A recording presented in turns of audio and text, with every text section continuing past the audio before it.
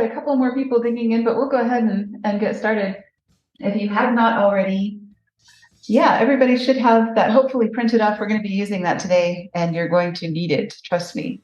Monitoring the chat myself today because John's in Colorado working on some stuff, but so we'll do our best. And if I miss your remark or anything else, just raise your hand or yell at me or whatever you want to do. We've got a small group today. So, okay.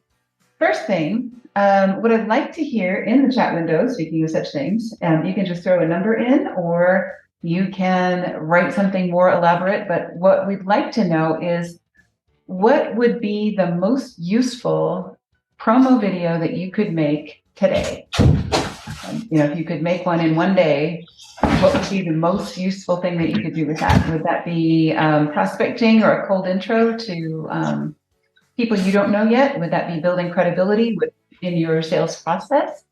Would that be addressing objections or a specific objection that you keep getting to demonstrate the value of your product over maybe a competitor's product, something like that? Onboarding new customers, getting referrals, resales, and testimonials, because we are going to take somebody from the live studio audience and we're going to use your example to build a video storyboard today. So I'd love to hear what your biggest problem is, or the problem that you want most to solve right now. If you can do it with a short video, and I promise all of those we can do. You can't do 3 of them. Number 1, number 2, and number 4. Michael says that's very. You're always an overachiever, so we'll do what we can. But it's a little much to ask for an hour. Okay, Isaac says number 2. Okay, building credibility. Very important.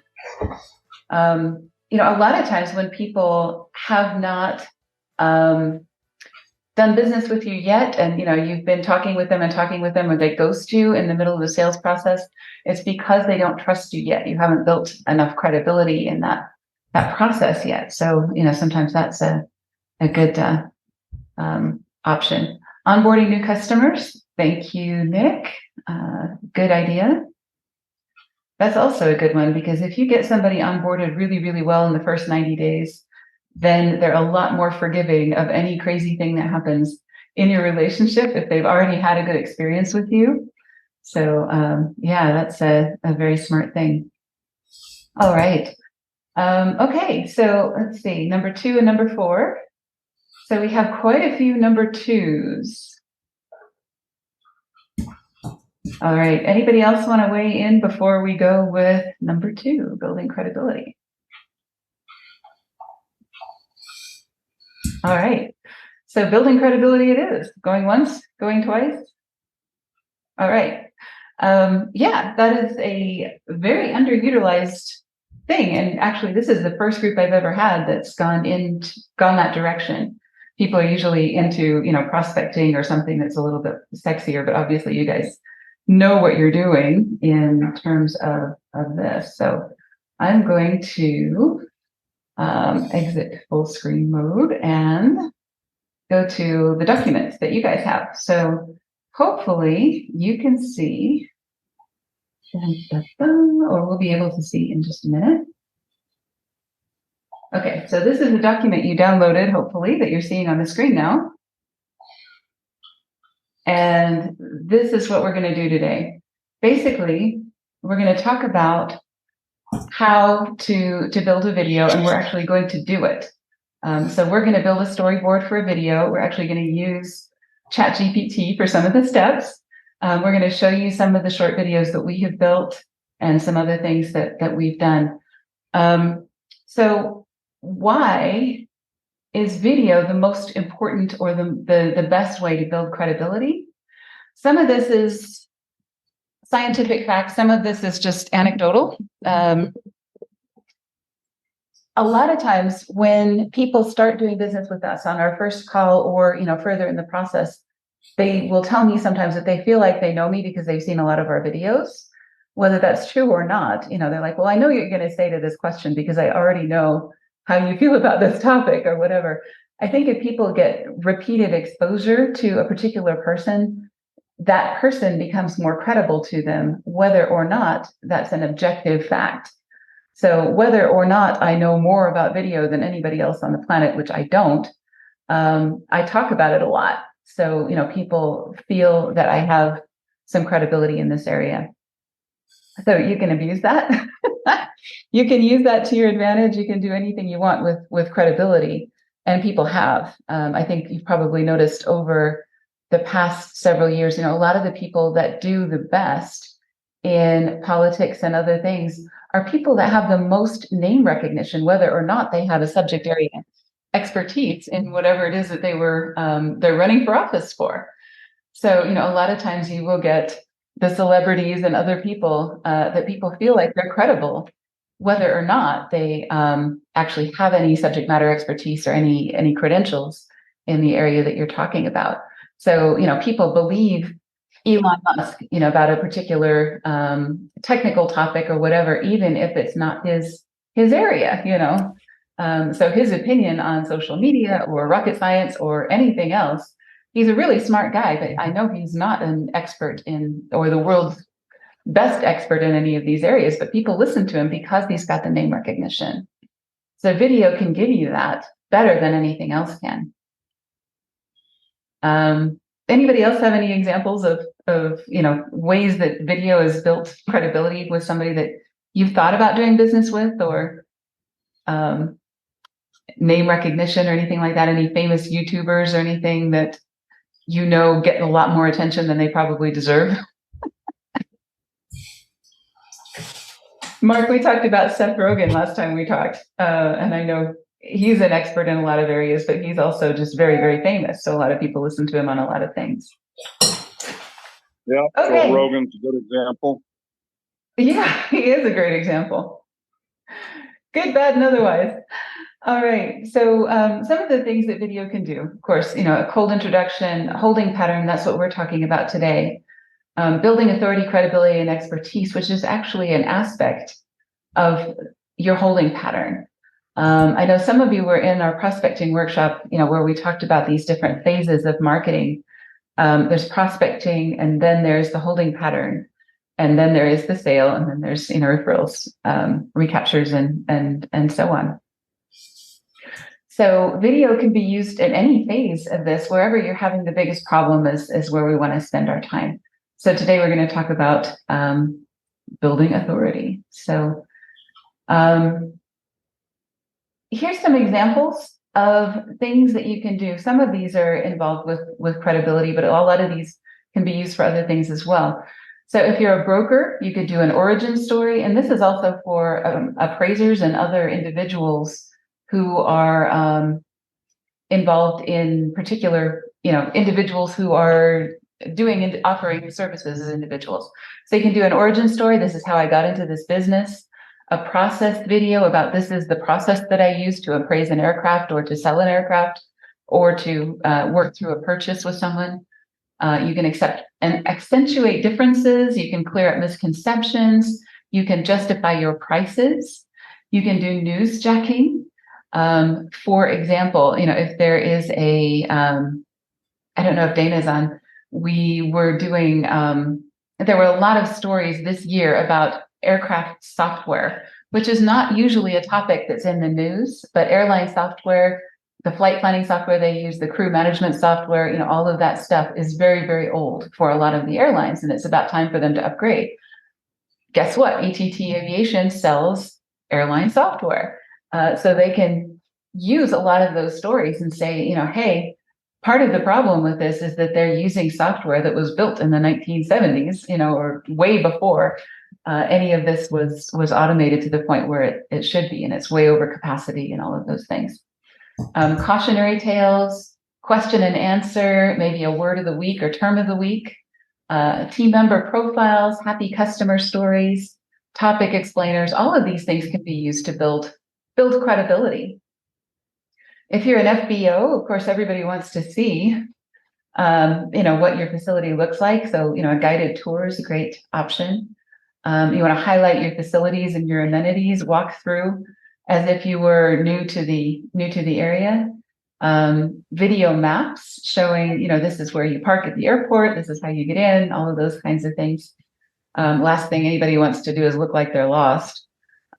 So those are all good. Origin stories, people and culture stories. Everybody likes to do business with people that they feel like they know, like, and trust. So anything about the personalities or hobbies or nonprofit activities or anything like that of your people and your culture. Happy customer stories, of course.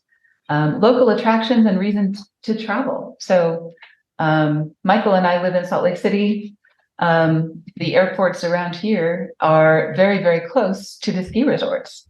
So, of course, a lot of the advertising in those are geared toward those local destinations and things like that, where it is really not lately, right? It's a little warm at the ski resorts, but they're actually really nice in the summer for, conventions and other things. So, and a lot less busy, right? And yeah, okay. Charter organizations, you can highlight the convenience, highlight the security of your methodology, other kinds of things, specialized reasons for travel. So we have clients who are charter brokers or charter operators that work in the movie industry. For location scouting is one of the things that they do a lot. And if they know those locations and they know how to get people where they want to go, that's a great selling point. Oil and gas industry, if you have an expertise with a particular type of customer, that's a great way to build credibility. Some do hunting charters, scuba diving, weddings, tourism, in any particular area. Now, this is where you want to do a little bit of careful research because you want to be an expert in something, but you don't necessarily want to be seen as an expert in everything because, the jack of all trades, master of none phenomenon. Sometimes you can target some of these videos and things so that they're only being seen by particular people. But if you want to be known as the movie industry charter organization for your area, or as the hunting charter organization for your area, then you may have difficulty doing weddings, as an example, because people think, well, this is not their forte or their way of doing things. But in some cases, they actually add to one another. So if you are an expert in oil and gas industry, a lot of the same people are doing the hunting charters. So if your demographics are close, you can cross these boundaries, but you don't want to get too widespread and be an expert at too many different things. Again, origin story, people, culture highlights, happy customer stories, and so on. So you want to start with your most profitable or obvious differentiating features, and don't be afraid to be specific because you can always make more videos later. You guys may have heard of the story of Steve Jobs and Johnny Ive. Anybody heard this story about the first advertisement they did together? No? I'll tell the story really quickly. So Steve Jobs was working out of, in the beginnings of Apple. They were a low budget company. It's hard to imagine, but they had very little money and they were doing business out of a garage and they were doing all of those things. Johnny Ive was Steve Jobs' marketing guy. So Steve Jobs bought an advertisement and it was his first time spending anywhere near this much money on an advertisement. So he bought like a full-page ad in the Wall Street Journal. And he wanted everything in this ad. And so he went to Johnny Ive with this request for an ad and said, I want you to design an ad that has all of this stuff in it, all of these features that our product has that other products don't. And Johnny Ive rolled up a piece of paper and threw it at him. And Johnny said, of course, Steve Jobs caught the piece of paper and that was great. And he's like, well, what the heck are you trying to do? What point are you trying to make? And then Johnny Ive rolled up 5 pieces of paper and threw them at Steve Jobs. Excuse me while I do this, which is actually a very physical demonstration. And I'm doing this for a reason. But anyway, he threw 5 rolled up pieces of paper at Steve Jobs. Steve Jobs caught none of them. So Johnny Ive's point was, if you try to make one point, people will get it. If you try to make too many points, you're not going to make any of them effectively. So every piece of advertising that we do is going to focus on one thing and one thing only. It's going to have a headline.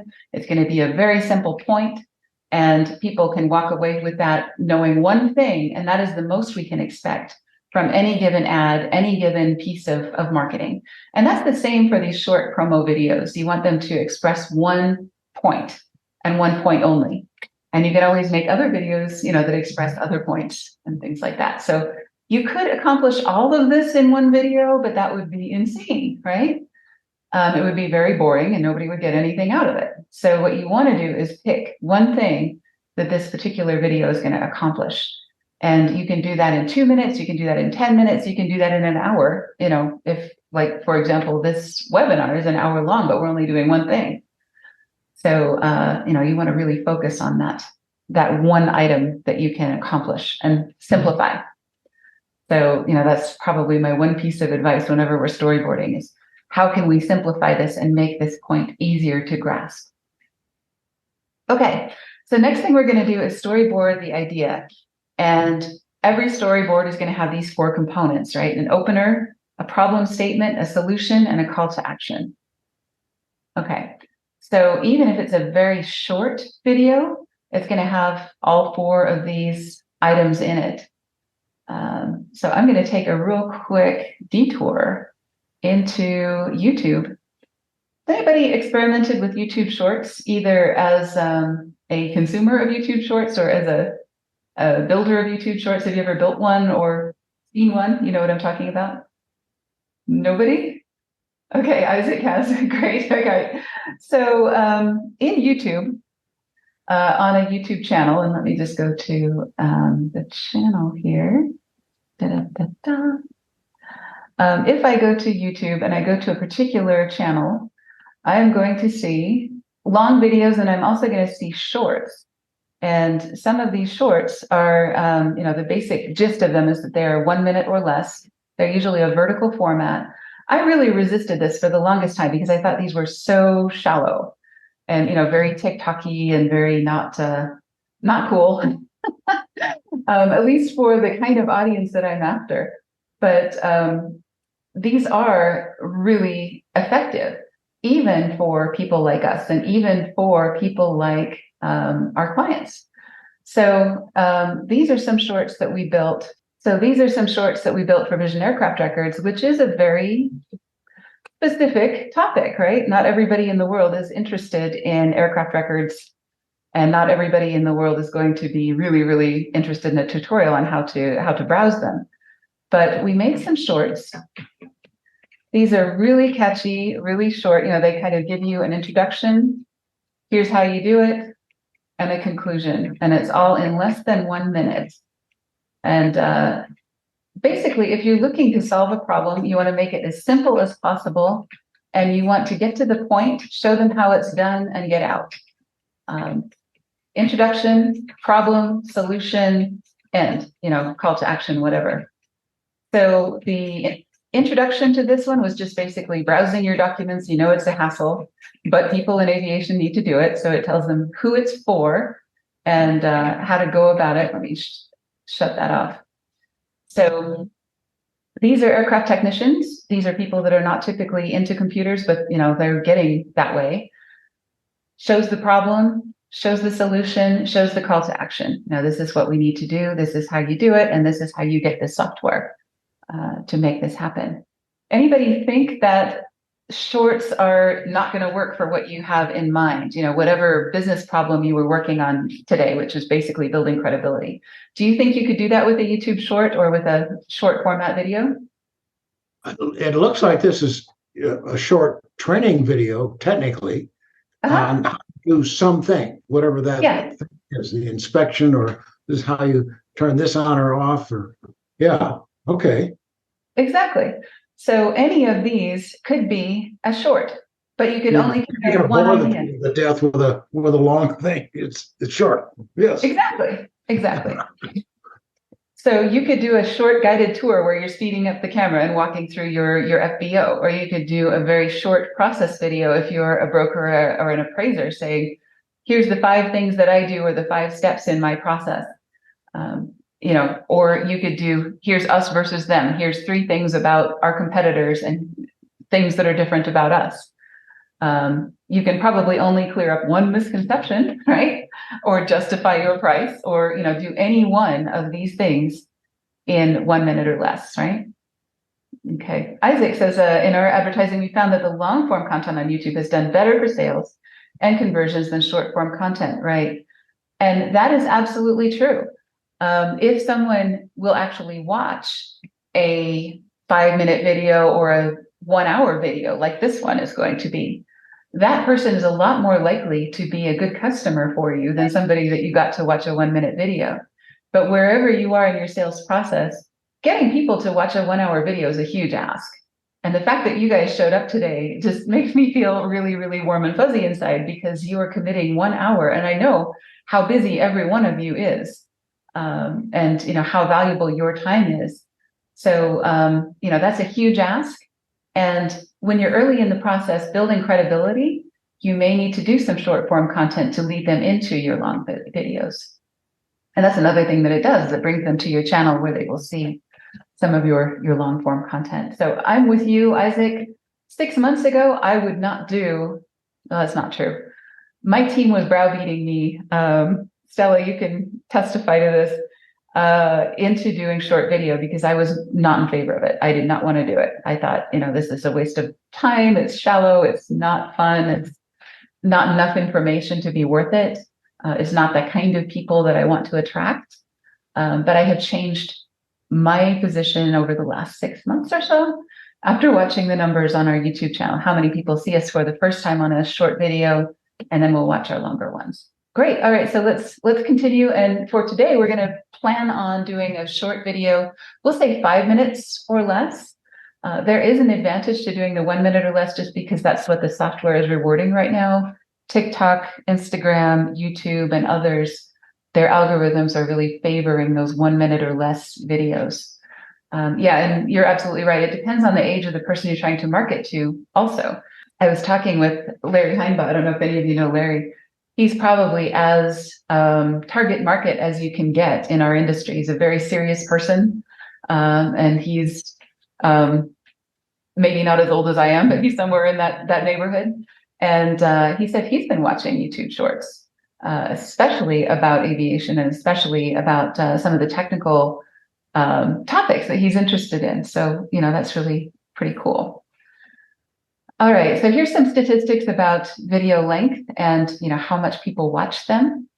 And I would say, depending on where you are in your sales cycle. So if you are going for a new customer onboarding, then a longer video is absolutely warranted. If you're going for a resale, recapture, referral video, you've already earned that person's trust so that they will watch a longer video from you. But early on in the sales process, you haven't earned their trust yet. So asking them to watch a longer video is maybe too big of an ask. Okay, so everybody has a idea in their mind. One of the things that they want to do is build credibility. And you have a topic, and you can go back. Of course, you do have the workbook. This is on page 3. So, I just want you to pick a topic on page 3 that you're going to storyboard a video about, and you're going to use page 5 to do it. And I'm going to do that too with you guys. So opener, and I'm going to remove these lines and just type in here, in the aviation industry that you guys would like us to do this about. And of course, everybody can do their own. So this is not going to be relevant for everybody, but hopefully we can get a good example. Broker, insurance, cleaning products. Okay, cleaning products are great. So if you're selling cleaning products and your intention is to build credibility, that's an excellent example.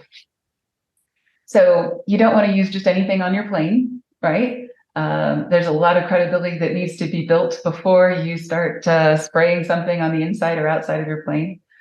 Cleaning products. So the opener is what is the problem that you solve? You want your plane to look its best. You want people to be impressed. Obviously you want to make a good first impression, especially if you are an operator. You want your passengers to feel good about this. Cleanliness is sometimes people judge the safety and the operation and a bunch of other things about your your operation by how clean your aircraft are.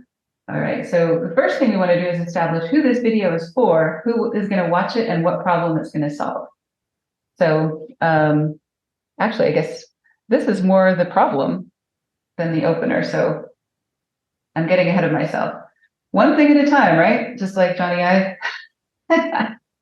Okay. So your idea, you are an operator or a charter operator or an aircraft owner. Does that describe your audience, Isaac? Aircraft operators, owners, flight schools, who's your market? Okay, MROs, etc. So yeah, before they return the aircraft back, if you do work on an airplane and you detail it before you send it back, that is a big deal. People love that. Okay. So people judge you by the cleanliness of your aircraft. They pass judgment on the safety and everything else. It's a reflection on your attention to detail.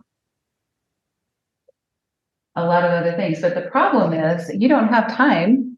You don't have a lot of time or money to be spending on this, right? So, your main job may be flying charter. Your main job may be fixing airplanes, whatever it is.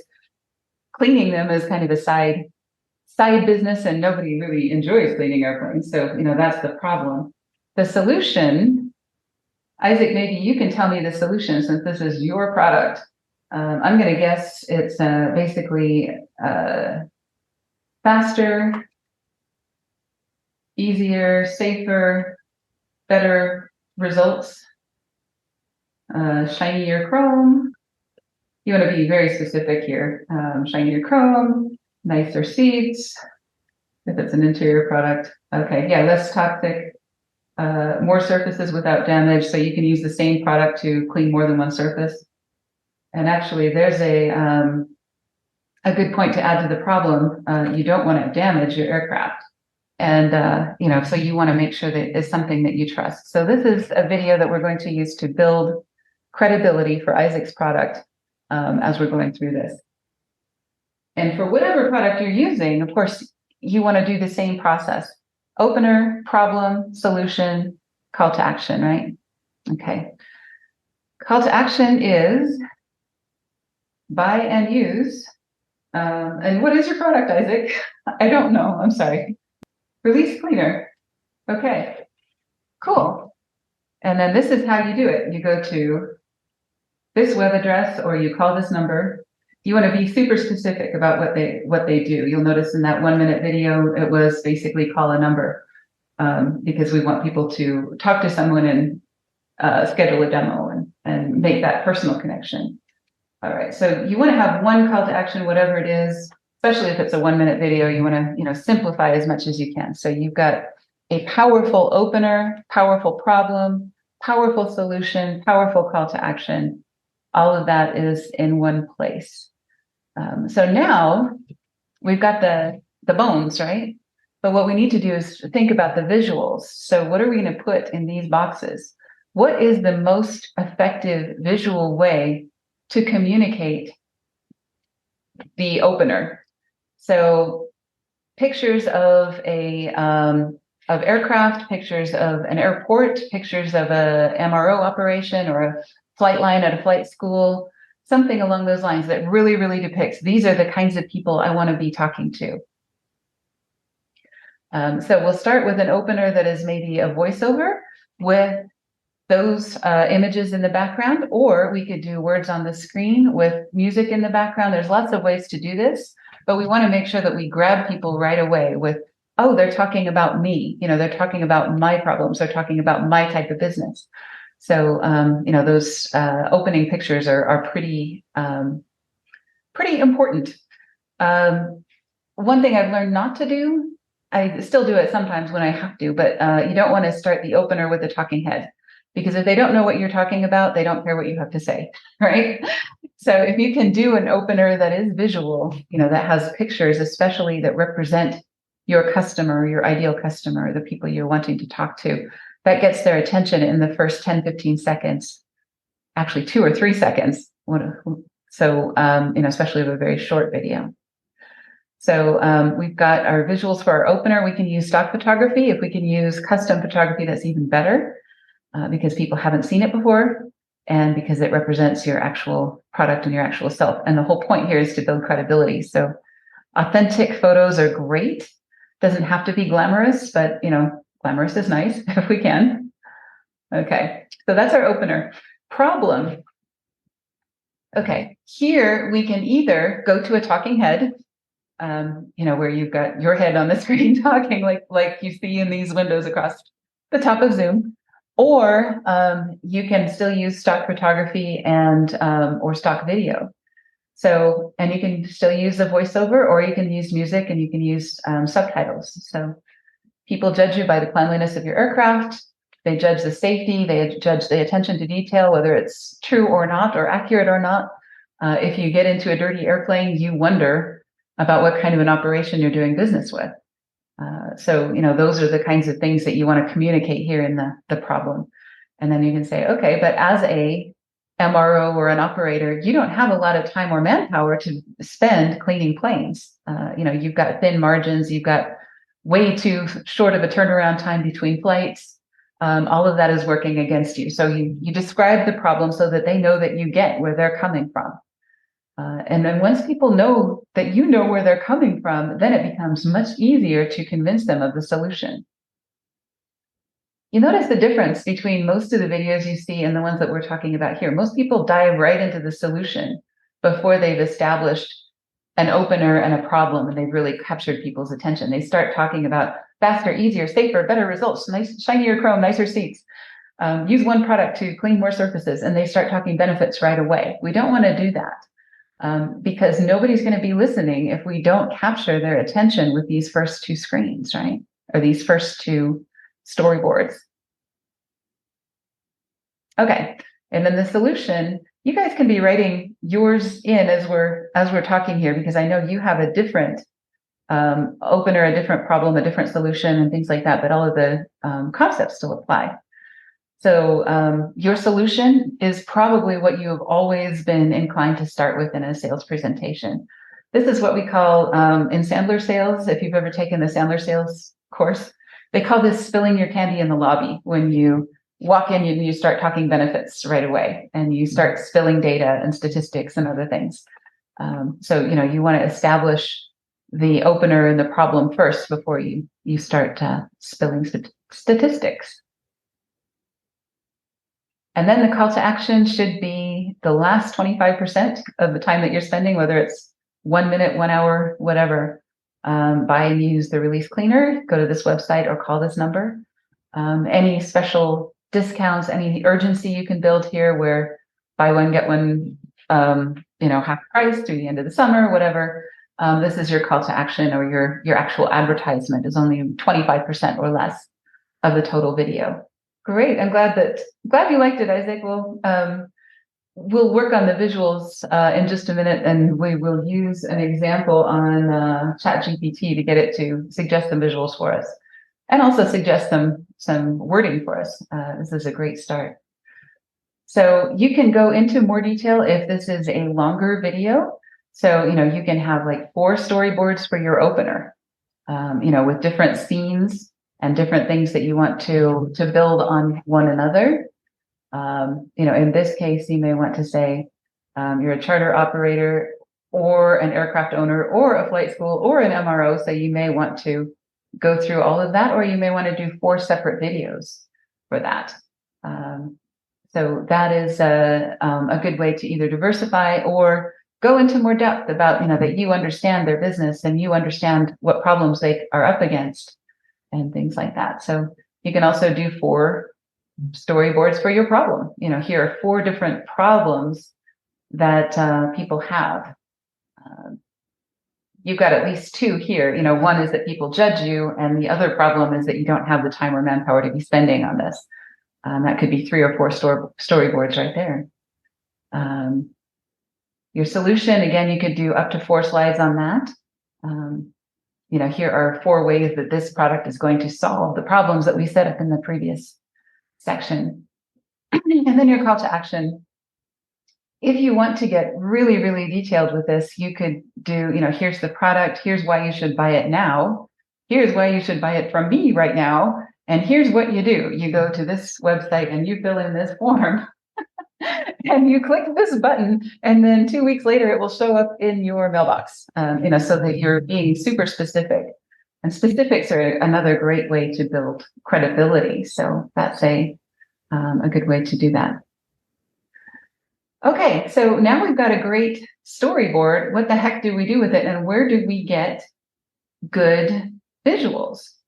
This is such a problem in the aviation industry because there is a limited amount of stock photography, especially of specific makes and models of aircraft you probably have noticed, and other things that we are able to use without spending a ton of money or hiring a photographer or hiring a videographer. And if you hire a photographer or a videographer, you really want to get your money's worth out of that experience. So you may want to have storyboards for 5 or 10 videos where you are, getting a bunch of shots. So, if you're at an airport, you're going to have several shots on the ramp, you're going to have several shots of interior, several shots of other things that you're going to want to use in different videos. And it doesn't make sense to shoot each of them individually. It just doesn't make financial, the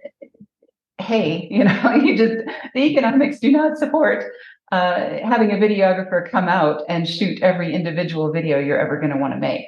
So what you can do is storyboard a whole bunch of videos, or have us storyboard a whole bunch of videos for you, give those to your videographer, and they can see, okay, here are a bunch of shots in the hangar, here are a bunch of shots on the ramp, here are a bunch of shots of interiors, here's a bunch of shots in the office, and a bunch of shots of people that we need to do, so that they can parse their time and spend a half a day. And a half a day of a videographer is not cheap. So you want to make sure that you're spending that investment well. Okay, the other thing is taking videos yourself. Michael had a comment that I'm not sure how to answer. Thoughts on the Duarte approach of a seesaw between pain and resolve future as done by MLK and others? That, I'm assuming, is a pain and resolve future. Do you want me to comment on that? Please do. The folks at Duarte, I don't remember her first name, but anyways, they've analyzed a bunch of Steve Jobs videos, presentations, Martin Luther King, JFK, really really impactful speeches and presentations, and claim that they all have several key characteristics. One is they start, as you say, with, here's the problem today, and I get it, and you connect with the audience so that they say, that's exactly how I feel. And then they start to share the future, a future possibility. Yeah. And then they go back and bring up the pain again. And then they share a little more of a future, and then they go back to the pain again, and they share more of the future. And so they're shifting the amount of time that they spend on the pain as they move forward, decreasing it, and increasing the amount of time they spend on the possible future, so that at the end, most all of the time is on that possible future. And then they finally, make the big, call to action, if you will, and say, come join me in the fight or whatever. Yeah, and then they're 100% bought in. Right, absolutely. And you could look at each of these as a mini, and Sandler calls it the pain funnel, where you take them down a funnel and you come out the other side. I've also heard it called the roller coaster, other kinds of things. Sure. So each of these is a dip and a rise, and then a dip and a rise, and then a dip and a rise. So, you could start your call to action with, don't put up with problem any longer, do this instead. So you're absolutely right. And this is a microcosm of that and a simplification of that, just because we have an hour and we're building a 5-minute video. Right. So there's not much time for a seesaw, but you could think of it in terms of each of these being a complete funnel, or a complete seesaw, or a complete Okay, I get it. Okay. Thank you. All right. No, great, great addition to that. And, it's one of the things that I really love about this group is that you guys always make this better than it would have been had it just been talking. So here we are. Okay. So whether or not you are a professional photographer or feel like you've ever done any good photography or feel like you've ever are comfortable in front of a camera or anything else, you can get better. And the only way to get better is to do more. So in the interest of economy, everybody on the phone probably has a better camera than most professional photographers had 10 years ago or 5 years ago. So the equipment is not the problem. There you go. Exactly. The equipment is not the problem. The problem is almost always audio or light. So if you can solve those two problems, you can do very, very good video. And of course, we just set up a studio in our house where we solve those two problems. We have a teleprompter. We've got good audio. We've got good lights. All of that is done for you. So if you want to come use our studio and you're a Marketing Lab member, of course, that is your studio as well.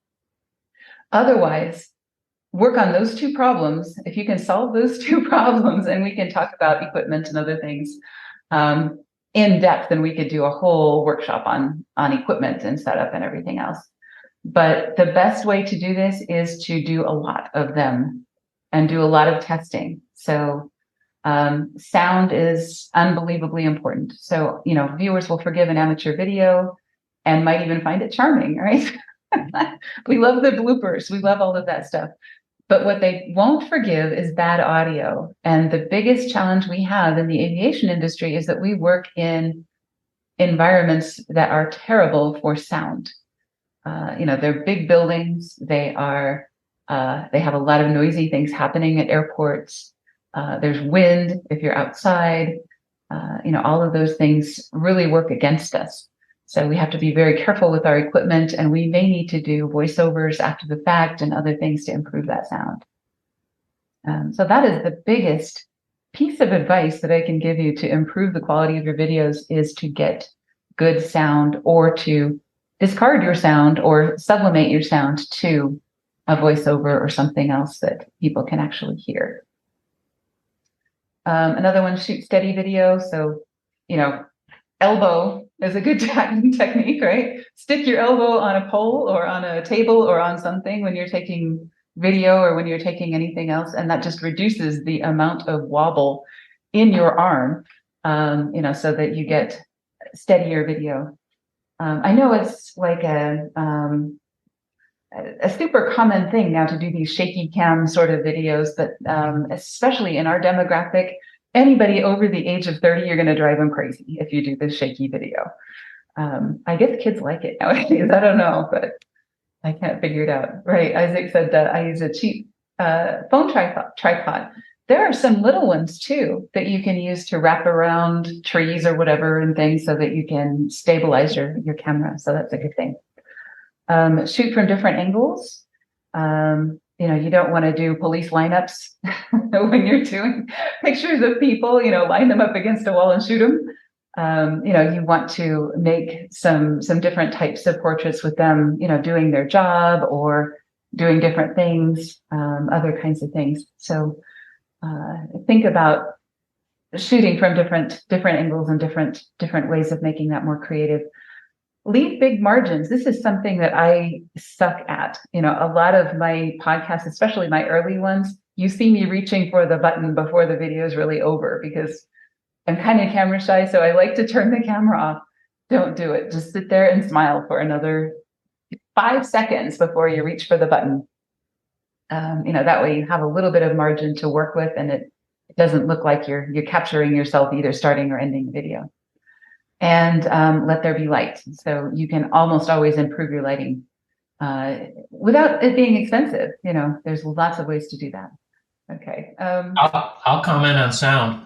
Okay. I don't know about younger folks, but us elderly types really have trouble hearing audio tracks. Now, it may not be such an issue when it's more like a podcast because it's just audio. Mm-hmm. But when it comes to movies, I'm always turning the sound up because I can't hear the soundtrack over the rest of the audio, the background music. So I'm sure, a set of hearing aids someday when I'm even more feeble will help, but our sensitivity to different frequencies changes as we age, and so just be aware the audio track can be hard to hear for some folks, and maybe it's worth doing some sound editing to turn up those frequencies in the audio range, Right. the vocal. John's buddies, and this is pretty unique to them because they were all doing helicopters in the 1970s and 80s, are all practically deaf in a certain frequency of sound. And that frequency of sound happens to be my voice. We actually did a test with a hearing aid guy, and he did a map of the missing frequencies and stuff like that. And it tends to be the female voice that goes away for helicopter guys. So in the aviation industry, we have a unique challenge because of the experiences of some of our folks. This was before there was a lot of hearing protection and a lot of attention on that.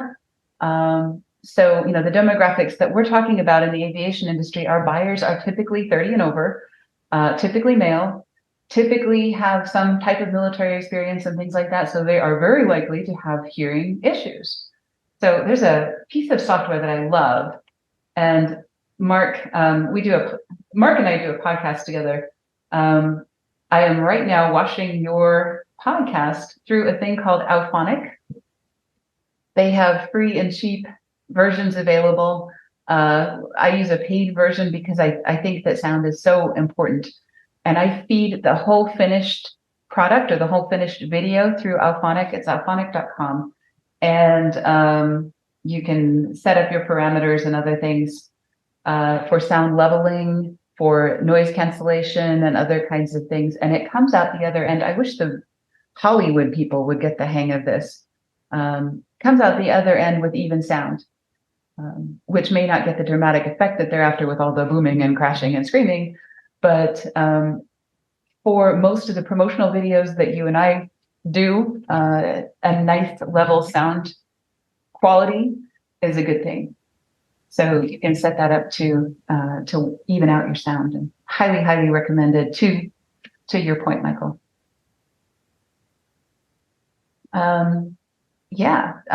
There's also, thank you, Nick, podcastadobe.com enhance. Adobe products are amazing. They almost everything that they do is really, really good. And then they also work together. So if you're an Adobe person, the podcast enhance product is a good one as well. It doesn't play as well with Apple, I found, but if you're using a PC, then, the Adobe products work great. So those are fantastic. So a shot list is what we were talking about before. When you hire someone to do your photography, or you're doing it yourself, you're going to an airport and you're going to get some photography and other things for your promo videos. You take your storyboards and you've got all your scenes and your locations and everything else listed out in here. So, you can go into quite a bit of detail. So, if you're a charter operator, an aircraft owner, flight schools, et cetera, you want a picture of a flight line, you want a picture of the inside of an MRO, you want all of those things. So those are things that go on your shot list. So when you hire a photographer, or you are your own photographer and you go out to shoot, you're going to want to set these up in location 1, location 2, location 3, location 4. So you can either do this with index cards, you can do this with Evernote, any format you have to organize those into a way to get those efficiently. And you want to think visual first and then audio second. So if you want to capture some audio for background sounds, you may want to do that as well while you're at that location. So sometimes you're going to want a nice background sound of an MRO, which is really cool. Tyler. I have a question. Yes. Is there a program to do audio to text transcribing? and run it across the bottom of the screen? There are many. In fact, there's one built into Instagram that's pretty good. Facebook, Instagram, LinkedIn, they all do subtitles of your movies automatically if you let them. There are also other pieces of software that you can buy that you have a little more control over. There's a thing called Opus Clip that my son turned me on to. That's kind of nice. It does short versions of your audio, and then it also uses the dynamic, where it does the big and small and colored and sometimes uncolored subtitles and things like that. And it does them automatically. Nick put in some things. Let's see, Descript.com. That's also a good one. So there's lots of software to do those subtitles. Yeah. I don't worry about subtitles until after the fact, unless it's an editing process. Yeah. Right. Exactly. So in the building process, of course, we want to get shots in the most efficient possible way and spend as little money as possible on our photographer or videographer because they are super expensive. So you want to send them to each location only once, and maybe send them to the locations that you can't get to or whatever, and then you do some of the locations yourself if they're particularly not challenging. So I'm thinking of doing some videos of flying aircraft, watching their instrument panel. Yeah. And, that's a lot of background noise. Now you can just turn that off, but then we need to put the either a voiceover or a digital or a text. I love doing those. We did those for a flight school where we have ATC come in and out and things, and then we've got the engine noise, but we kind of faded in and out with music or with something else or with a voiceover so that it becomes part of the audio for the movie without it being a constant, droning of an engine or something like that. Yeah. So. The guys at Gamma did pictures of the engine instruments, and they were switching from the left tank had leaded avgas and the right tank had unleaded avgas and showing the changes. Now they do it in a video, and I want to recreate that in a video because there is a difference. That is such a good idea because, visually explaining the difference between fuel types. Yeah, and, here it is, and we switched over to unleaded avgas, and now the airplane's going 3 miles an hour faster. Oh, okay, let's go back to the other one. No, it's slowed up again. Oh, okay. Yeah. Went faster. Oh, now pull the throttle back a little bit. Now the fuel burn is now 0.6 of a gallon less to go at the same speed. That kind of, and that's such a explanation. Yeah, and that's such a perfect visual for your audience because they're familiar with instrument panels and they know what they're used to seeing. Yeah, it's going to be a JPI full digital or the Garmin digital, all this neat stuff. Right, exactly. So, totally. And we've got just a few minutes left, so I'm going to cruise through some of the rest of this, but I will be available for a few minutes afterwards if anybody has any other questions. Okay. But reasons to hire a pro. If you're shooting airplanes are horrifying to shoot because they are long, they are shiny, they are cylindrical, the light is just wrong no matter what you do with them unless you've got the big racks of lights. Shooting aircraft exteriors is a monstrously difficult task. And you can tell the difference between an amateur and a professional photograph of an aircraft. It's true. Michael Duke, he's working on the DBT Aero. His aircraft photographs much more easily than most. So that's a selling point that I hadn't even thought of. Another reason to hire a pro is if you're at an expensive location or you have limited time at an expensive location. So you are maybe renting an aircraft for the purpose of doing a photo shoot, then you definitely want to hire a professional photographer to save you the time because photographers are less expensive than airplanes. If you're interviewing or shooting a VIP and want to make the most out of their time or presence, if you don't have or aren't comfortable with equipment, or if you are in like VIP charter and everything that you do has to be super professional and polished because your competitors are at that level as well. Most of us are not. If we're in general aviation or business aviation, transparency is valued over polish and shine and flash. So, we should be able to do all of that. All right. So all of that about hiring a pro and things we'll skip, because if you do that, you can refer to that. Editing and production. If you are one of our clients and we're doing a promo video for you, this is what we do. This is the bit that we do for you. We shoot some video via Zoom or in our studio, or we do on location video, but we are probably more expensive than what you can find locally. That's not our business model. We import and organize your clips. We check the quality, do color correction, sound blending, as we were talking about before. Put them in order based on your timeline and your storyboard, do transitions, music, voiceover, effects, additions, etc., all of those other things. So one thing you want to do, whether we're doing this for you or whether you're doing this yourself, is you want to pay very close attention to the first 15 seconds and the last 15 seconds. And in a 1-minute video, that's everything. But if you're doing longer video, you want to pay super close attention to both of those, because that's where the money is, in getting people's attention. If you can get them past the first 15 seconds, chances are they'll watch a long video. And, like Nick, they'll perform really well. All right.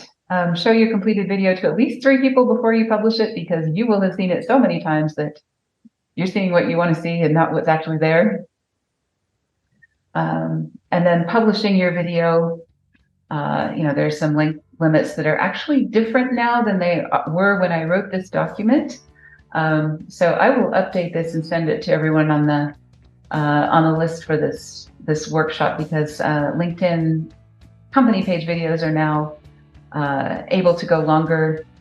Twitter has changed, Instagram has changed, everything has changed. And of course, there's TikTok and YouTube Shorts, which we need to include on this page. All right. Measuring the effectiveness of your videos. Most of the software that we're using, most of the social channels have really great analytics built in, and we go over that with our clients each month and say, which of our videos did the best, the worst, and the most medium, and also the real measure is, do they refer to a particular video when they call you? So this Aircraft Brokers 101 is a really old video. It's 2019. And it's still getting, this was in a month, still getting a ton of attention and still getting a lot of phone calls to us. So, that is the #1 metric, is if people are actually calling you saying, hey, I saw your video, we need to talk. I need to be working with you. All right, so that's pretty much it. If you are not yet a Marketing Lab member, we would love to have you. If you are a Marketing Lab member and you haven't booked studio time with us, or if you'd like to do something more with video than you already are, let's talk in your office hours and see how we can leverage some of our tools better and make that work. So thanks very much. I always love it when you guys show up and bring your ideas and bring your thoughts and things. And we will be seeing you again soon. So thank you.